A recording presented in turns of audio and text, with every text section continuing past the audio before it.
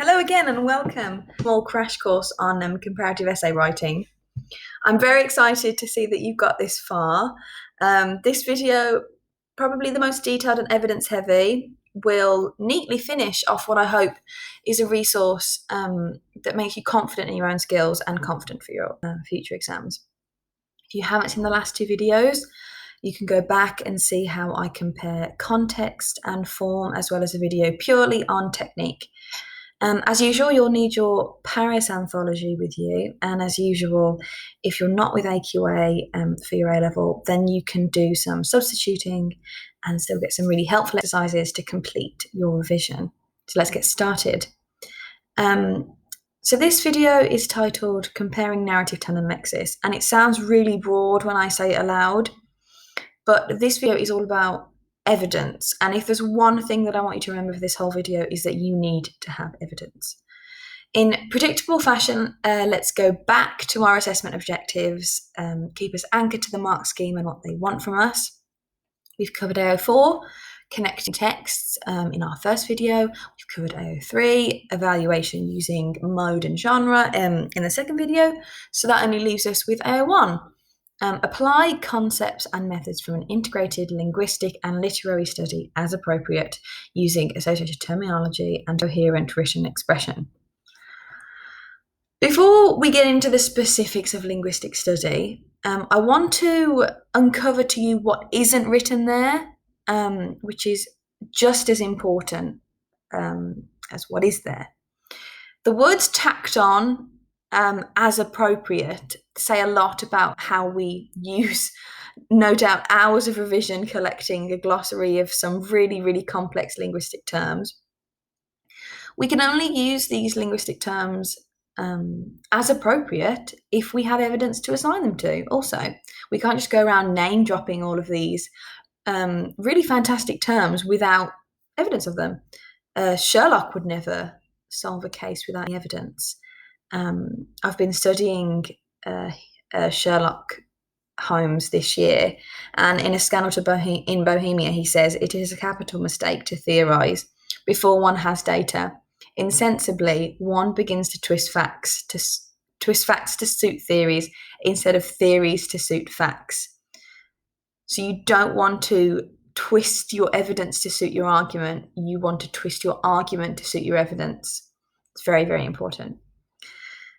Speaking of Sherlock and his masters of deduction, we have to assume our examiners aren't masters of deduction. So make sure you signpost, mark your argument clearly. I went over this in the first video. Make sure your argument is clear, succinct, has evidence. We can't just assume that they know what we're thinking. If you're making a point, you must have evidence to back it up. You'll lose marks. It's a waste of time. So if you're saying a speaker's using hedging, like I'm doing by saying evidence it. Are they using apophasis?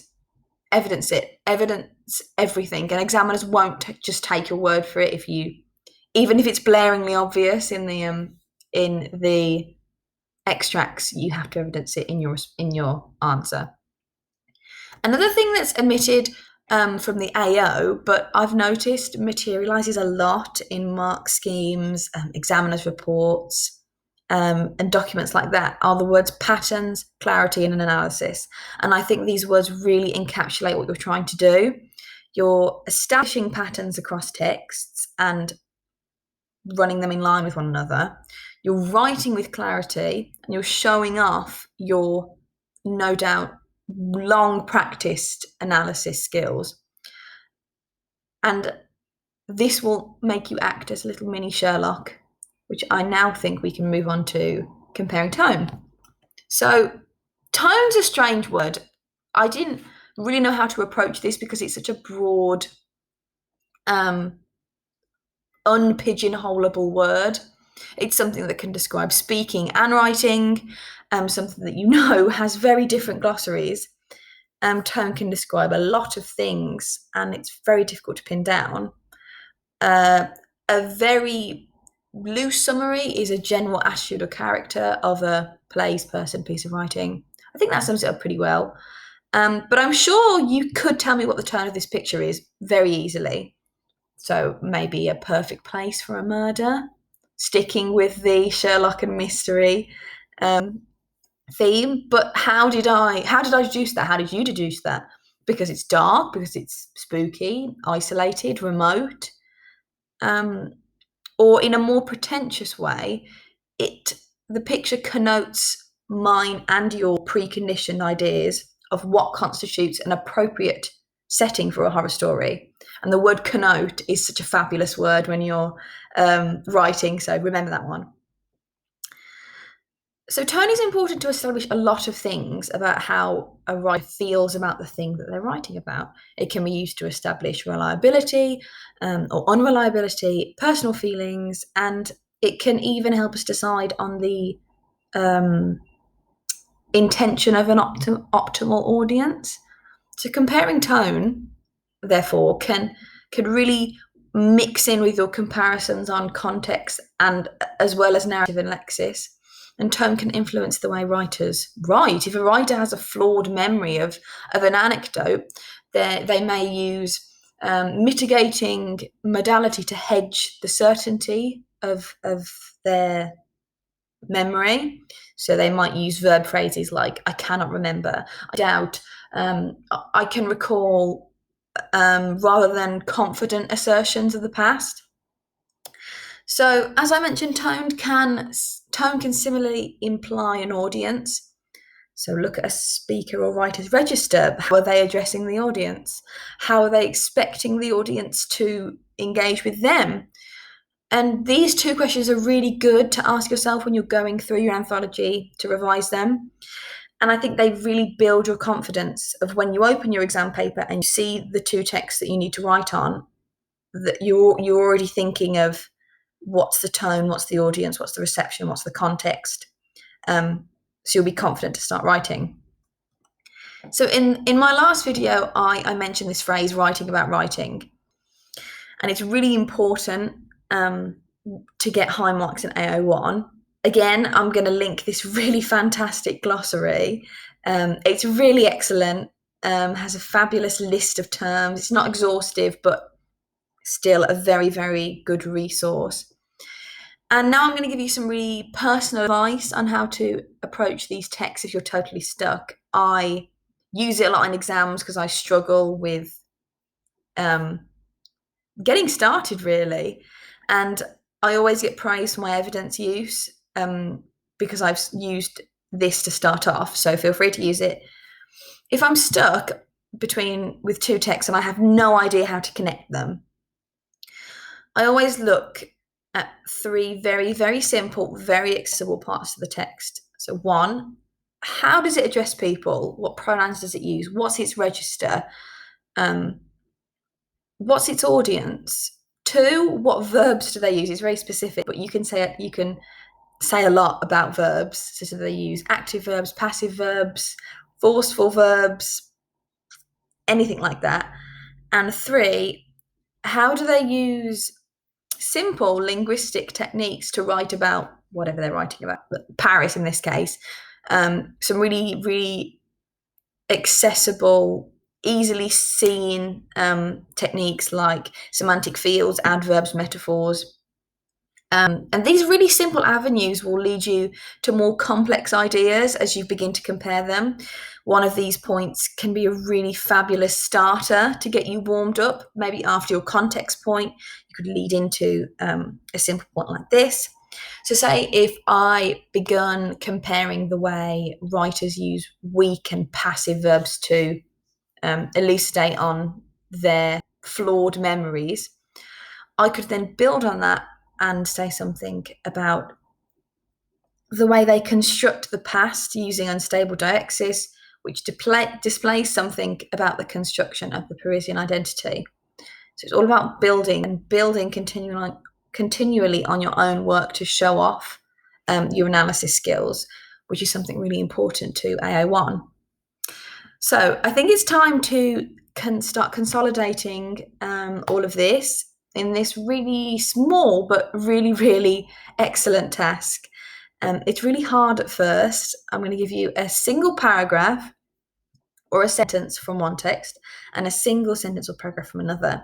And I want you to write a point, or if you want to challenge yourself, you can write 2 points, comparing them. And I'm forcing you to find evidence in a really small space, really under pressure, because I don't want you getting into your exam and going, oh my God, I've never compared these 2 texts before. What am I going to do? I have no idea where to start. So if you want to work on your time responsive, give yourself about 7 or 8 minutes. That's about a point, the amount of time you need to write a point, I would think. So pause the video on, there's 2 tasks, they get harder. So just pause the video on each slide. This is the first one. And then this is the second one. It's a lot harder. Right, so this is a great task to do in your own time. To make sure you keep your comparative head on. I used to do them all the time at A-level. I also used to do them with texts outside of the anthology, magazine articles, newspaper articles, to go and take 2 books off your bookshelf and compare the 2 opening sentences.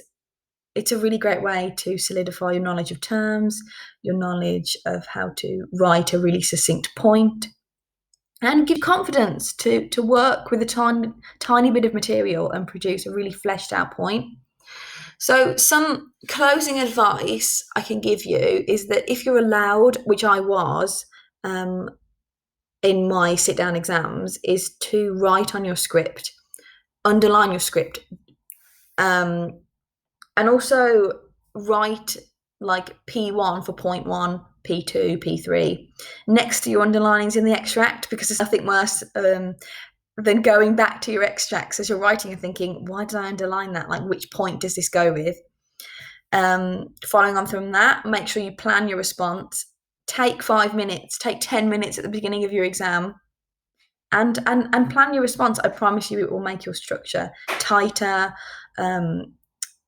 clearer, and you'll find you'll have more confidence in your own writing as you're writing it. And evidence, if you're making a point and you can't find evidence for it, don't include it. It might be a fabulous point, it might be a really, really sophisticated point, but if you can't find evidence for it, you're just wasting time. It would probably be really impressive in a long essay if you could, you were given the space and the time to really contextualize it and weave it into your argument, but you don't have time in the exam. So no evidence, no point. I hope this video has been really helpful to you in perfecting your comparative essay style. I hope that these 3 videos together really put you in a strong stead for your exams. If you have any questions, queries, or worries about your exams in English, please don't hesitate to contact me through email. I did a really, really similar A-level to you, and I found it really hard to find resources for the combined Lang and Lit A-level. So I hope I filled a gap for you there. Good luck for your exams. Your revision will be worth it, and you'll be onto your next step quicker than you can blink. So enjoy the time with your teachers, with your friends, as the country's opening up. If you have any questions or interest about undergraduate study here at Lancaster, here's the link to our English department. And I can similarly give you advice from my own experience. Now I'm in my 3rd year is waning very quickly. So thank you very much. Stay safe and good luck for your exams.